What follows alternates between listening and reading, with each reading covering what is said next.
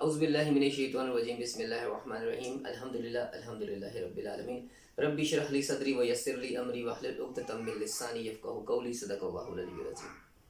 زندگی آمد برائے بندگی، بے بندگی زندگی شرمندگی۔ زندگی جو ہے یہ اللہ کی بندگی سے ہے۔ اگر اس بندہ خدا کی زندگی کے اندر اللہ کی بندگی نہیں ہے تو پھر یقیناً یہ زندگی نہیں ہے، یہ شرمندگی ہی ہے۔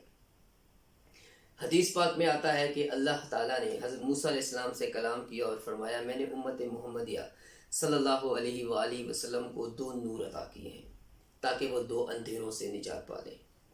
موسیٰ علیہ السلام نے اللہ سے عرض کی یا اللہ وہ 2 نور کون سے ہیں؟ ارشاد ہوا ایک نور قرآن اور دوسرا نور رمضان۔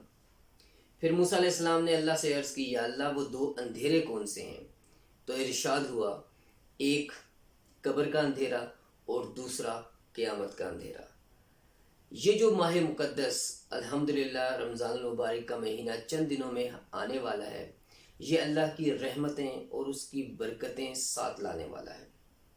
یہ اتنا مبارک مہینہ ہے کہ حدیث پاک میں آتا ہے کہ اگر اللہ تعالیٰ زمین و آسمان کی میں جو چیزیں ہیں اس مخلوق کو کلام کرنے کا جو ہے وہ استطاعت دے دے تو یہ روزے داروں کو چلتے پھرتے ہوئے جنت کی بشارت دیں۔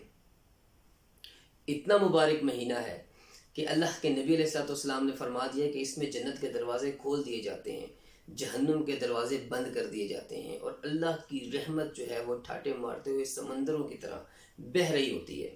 صرف ہم نے اس رحمت کو سمیٹنا ہے، اور ہم نے اس رحمت کو سمیٹنا کیا ہے کہ رمضان سے آنے سے پہلے اس کی تیاری کرنی ہے۔ تیاری کیا چیز ہے؟ جب ہم سفر پہ نکلتے ہیں تو ہم ضرورت کی سارا سامان جو ہے وہ اپنے ساتھ رکھ لیتے ہیں تاکہ سفر میں ہمیں کسی قسم کی کوئی تکلیف نہ ہو۔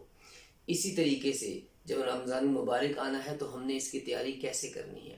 ہم نے یہ دیکھنا ہے کہ ہماری مصروفیات نے ہمیں اتنا مصروف کر دیا روزمرہ کی روٹین اور زندگی نے کہ ہمارے پاس نماز پڑھنے کے لیے وقت نہیں، ہمارے پاس قرآن پاک کی تلاوت کے لیے وقت نہیں، ہمارے پاس ذکر کرنے کے لیے درود پاک پڑھنے کے لیے وقت نہیں، ہمارے پاس نیک صحبتوں میں جان کے بیٹھنے کے لیے وقت نہیں۔ تو ہم نے اس رمضان المبارک کے مہینے کا اکرام اور تعظیم ایسے کرنی ہے کہ ہم ابھی سے اپنی روٹین کے اندر جو ہے وہ اپنی روٹین کو کنٹرول کرنا شروع کریں، اس کے اندر ذکر کے لیے، نماز کے لیے، قرآن کے لیے وقت نکالیں، اور جب رمضان المبارک کا مہینہ آئے تو اس پورے مہینے میں کوشش کریں کہ ہم باوضو رہیں، 5 وقت کی نماز تو ادا کریں ہی کریں، لیکن اس کے ساتھ ساتھ اشراق کی، چاشت کی، اوابین کے اور تہجد کے خاص طور پہ نوافل کا جو ہے وہ اہتمام کریں، اور اللہ کے ساتھ جو ہے وہ اپنا تعلق دعا کے ذریعے قائم کریں۔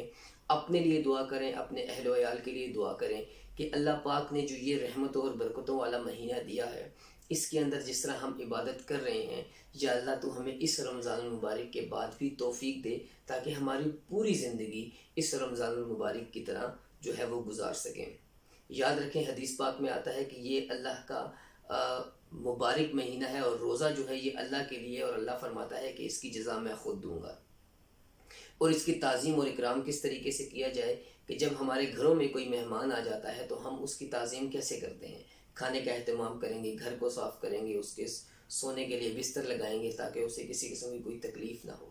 تو یہ رمضان المبارک جو سا ہے اس کی تعظیم اور اکرام بھی اسی طریقے سے ہے کہ اس میں باوضو رہا جائے، ہر وقت جو ہے وہ ذکر میں اپنے آپ کو مشغول کیا جائے، تلاوت کلام پاک کیا جائے، اور اس چیز کی اللہ سے دعا کی جائے کہ اللہ پاک اس کی توفیق ہمیں ساری زندگی عطا فرمائے۔ یاد رکھ لیں کہ یہ مہینہ انسان کے محاسبے کا مہینہ ہے کہ سارا سال اس کے پاس یہ ایک لاجک سی ہوتی ہے، بے ڈھنگی سی، کہ بھئی شیطان نے مجھ سے یہ کام کرا لیے، شیطان نے مجھ سے یہ کام کرا لیے۔ اب رمضان المبارک آنے والا ہے، اس میں شیطان جکڑ دیے جائیں گے، تو اب اگر یہ کوئی کام کرتا ہے تو اس کا مطلب ہے کہ شیطان نہیں کرواتا ہے، اس کے نفس کے اندر وہ خباثت، وہ گندگی موجود ہے۔ یاد رکھیں 11 مہینے ہم جس کی پریکٹس کرتے ہیں، اس ایک مہینے میں اس چیز کو چھوڑنا ناممکن تو نہیں لیکن مشکل ضرور ہو جاتا ہے، ٹھیک ہے؟ تو یہ مہینہ پریکٹس کے لیے آتا ہے کہ بندے کی زندگی کا مقصد اس رمضان المبارک کی طرح گزارنا ہے۔ تو اللہ پاک سے دعا ہے کہ وہ پاک ذات ہمیں اس مہینے کا اکرام کرنے کی بھی توفیق عطا فرمائے، اس کی تعظیم کرنے کی توفیق عطا فرمائے، اور اس کو ویسا گزارنے کی توفیق عطا فرمائے جیسے صحابہ کرام گزارتے تھے، اہل بیت گزارتے تھے، اور جس طرح نبی علیہ السلام اپنی امت کو گزارتا ہوا دیکھنا چاہتے ہیں۔ اور اپنے لیے بھی دعا کریں، میرے لیے بھی دعا کریں کہ اللہ پاک جو ہے وہ ہمیں اس رمضان مبارک کی برکت سے وہ دل عطا کرے جو دل نبی علیہ السلام کی صحبت میں صحابہ کرام کا بنا۔ اللہ پاک ہمیں بھی وہ دل اور وہ درد عطا کرے۔ وما توفیق الا باللہ۔